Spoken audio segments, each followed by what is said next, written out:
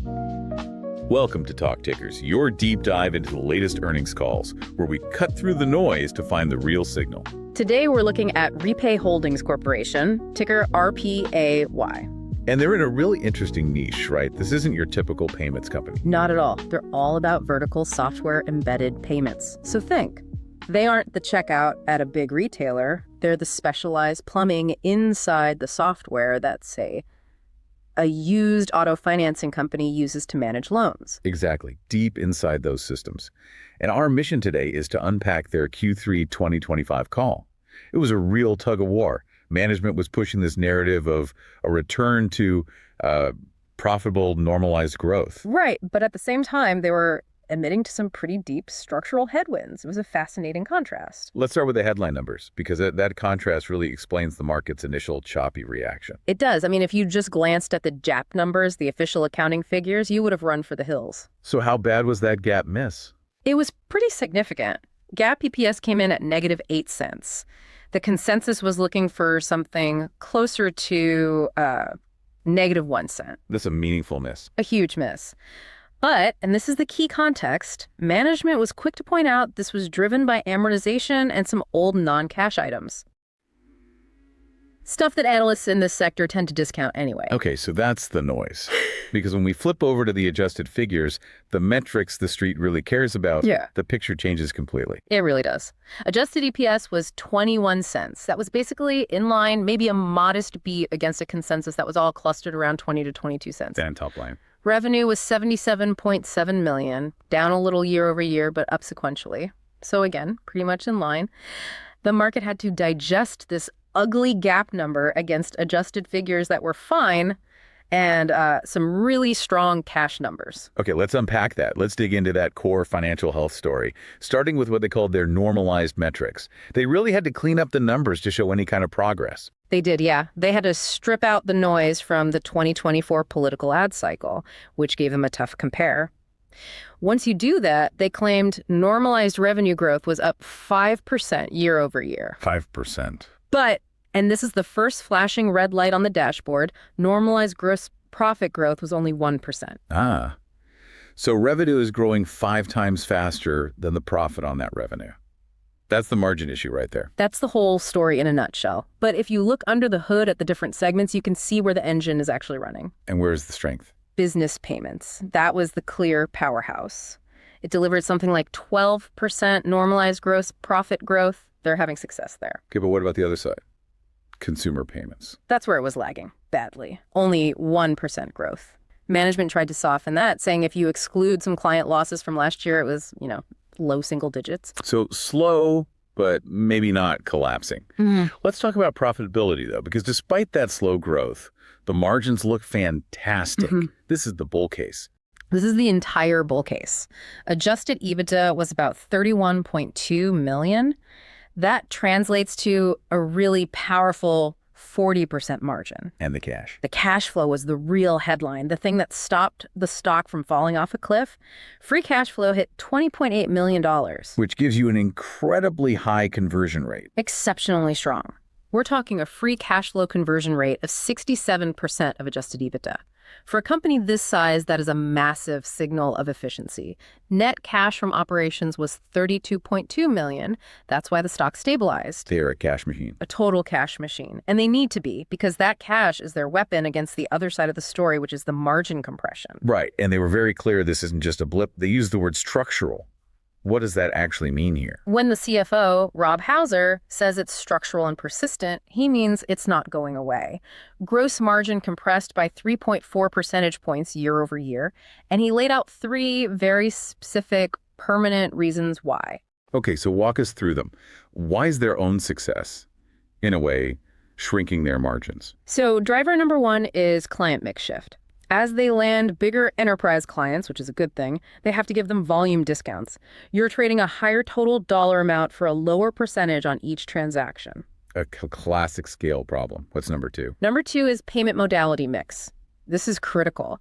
They're seeing more of their volume shift to lower margin ACH and check payments. Away from credit cards? Exactly. On a credit card transaction, the fees are high, so RPAY gets a bigger slice. On an ACH transfer, the cost is way lower for everyone, but that also means RPAY's slice is much, much thinner. So they're successfully selling their whole suite of payment options, but customers are choosing the cheapest ones, which eats into the overall margin. You've got it. And the third one is just higher assessment fees. Bigger clients mean bigger average ticket sizes. That triggers higher network fees from Visa and MasterCard, which they have to eat. So it's a triple whammy of discounting, payment mix, and network fees. Which brings us to their countermove, capital allocation. What are they doing with all that amazing cash flow? Their focus is crystal clear, almost obsessive. Deleveraging and shrinking the share count. They're fighting the market's perception of risk. And they made a big move on the debt side, right, with those convertible notes. A very smart move. They retired about $73.5 million of those 0% convertible notes that were due in 2026. And crucially, they bought them back at a discount, a great use of cash. That brought their net leverage down to a much more manageable 2.5 times. Okay, but here's the question. If the market is treating you like a risky asset, shouldn't every single dollar of that free cash flow go to paying down debt? Why are they also buying back stock right now? That's a fair challenge. I think they're trying to walk and chew gum at the same time. De-risk the balance sheet, yes, but also use the depressed stock price to reduce the share count and juice the EPS number. How much did they buy back?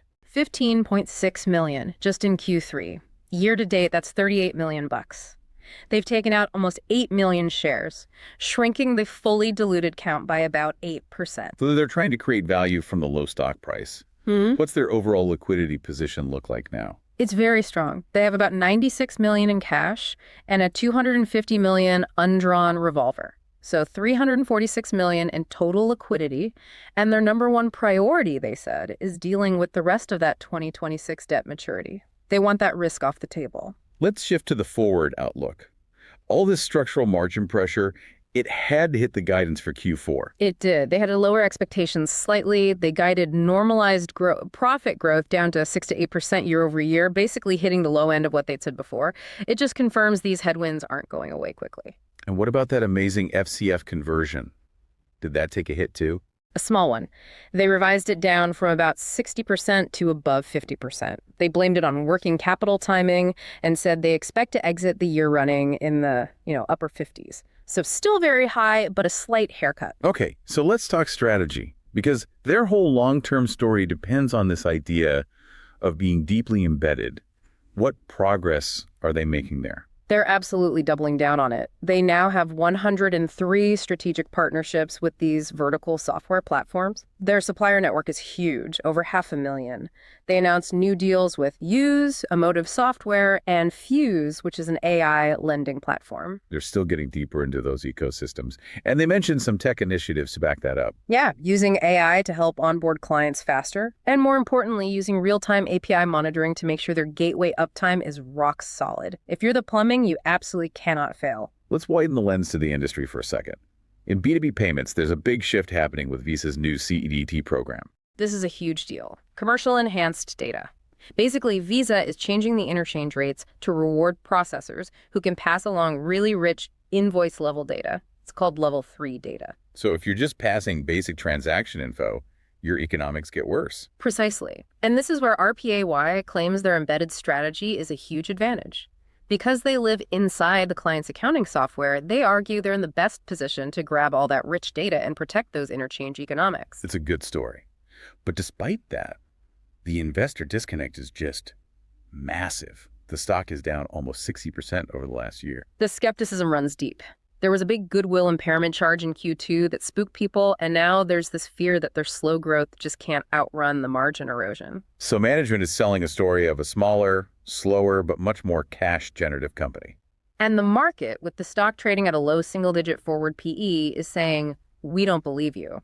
Wall Street is basically at a hold, with price targets clustered around $4. This tension, the high cash flow versus the distressed valuation, it sets us up perfectly for our final segment. Let's do it. Let's pivot to our This Is Not Financial Advice segment and pitch a trade based purely on that tension. Okay, lay out the idea. The idea is a leveraged buyback and debt retirement execution play. You're not betting on growth. You're not betting on margins. You're betting on management doing exactly what they said they would do. And the pitch for going long the stock. You are specifically targeting the market's fear around that February 2026 convertible note. Management has shown they have the liquidity, $346 million, and the cash flow to handle the remaining $147 million. They've already started. So the catalyst isn't some miracle turnaround, it's just execution. It's just execution. If they successfully pay off or refinance at maturity and they keep buying back stock with that extra $23 million they have authorized, the simple act of de-risking the balance sheet and shrinking the share count should force a re-rating of the stock.